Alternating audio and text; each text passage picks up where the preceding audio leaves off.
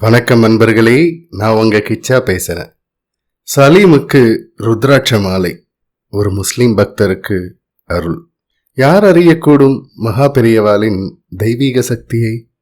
ஒரு சுவாரஸ்யமான சம்பவம். அந்த சம்பவம் பற்றினது தான் இந்த பதிவு.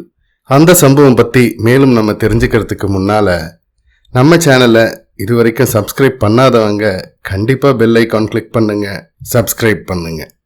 ஸ்ரீ மகா பெரியவா மௌனியாக நாற்காலியில் தூக்கி வரப்பட்டு தரிசனம் கொடுத்த சமயம். ஒரு பக்தரும் அவருடைய துணைவியாரும் எல்லோருடனும் கியூவில் சென்று கொண்டிருந்தார்கள். அப்பொழுது அவர்களுக்கு பின்னால் வந்து கொண்டிருந்த ஒருவர், சாமி சொன்னபடி நான் வந்துட்டேன் என்று மகா பெரியவாளை பார்த்து கும்பிடு போட்டான். மகா பெரியவாளும் மற்றவர்களை பார்க்காமல் அவனையே பார்த்து கை தூக்கி ஆசீர்வாதம் செய்தார்கள். அருகில் இருந்தவர்கள் அவரை பற்றி விசாரித்தார்கள். அவர் தன் பெயர் சலீம் என்றும் கும்பகோணத்தில் இருந்து வந்திருப்பதாகவும் சொன்னார். நேற்று சொப்பனத்தில் வந்து, நாளை நான் ஷவரம் செய்து கொள்ளும் தினம், என்னை வந்து பார்த்துவிட்டு போ என்று சாமி சொன்னார்கள், அதனால்தான் வந்தேன் என்றார். அன்று வபன தினம். சந்நியாசிகள் 2 மாதத்திற்கு ஒரு தடவை பௌர்ணமி திதியில் முண்டனம் செய்து கொள்ள வேண்டும். அது வபனம் என்ற வடமொழி சொல்லில் ஸ்ரீமடத்தில் குறிப்பிடுவது வழக்கம். அதற்கென்றே நாங்கள் வருவது வழக்கம். ஆனால் அந்த முஸ்லிம் பக்தனை எதற்காக வரச் சொன்னார்கள் என்று புரியவில்லை என்று சொன்னார்கள் அங்கு கூடியிருந்தவர்கள்.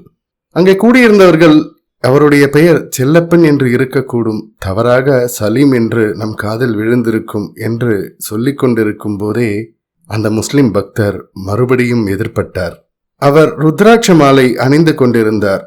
அவரை மறுபடியும், நீங்கள் ருத்ராட்ச மாலை அணிந்து கொண்டிருக்கிறீர்களே, உங்களை மசூதியில் விடமாட்டார்களே என்று விசாரித்தார்கள். அதற்கு அவர், நான் முஸ்லிம் தான், என் பெயர் சலீம் தான், சாமியை முன்பே 3-4 தடவை பார்த்திருக்கிறேன்.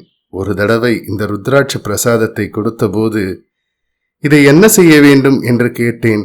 சாமி, இதை கழுத்தில் அணிய வேண்டும், ஆனால் உன்னை சேர்ந்தவர்கள் எதிர்ப்பு தெரிவிக்க கூடும், ஆகையால் பெட்டியில் வைத்துக்கொள் என்றார்கள். நான் சாமி கொடுத்ததை கழுத்தில்தான் போட்டுக்கொள்ள வேண்டும் என்று தீர்மானம் செய்து அப்படியே போட்டுக்கொண்டேன்.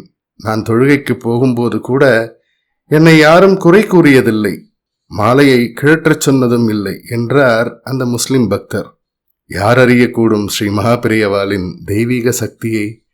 ஜெய ஜெய சங்கர ஹர ஹர சங்கர.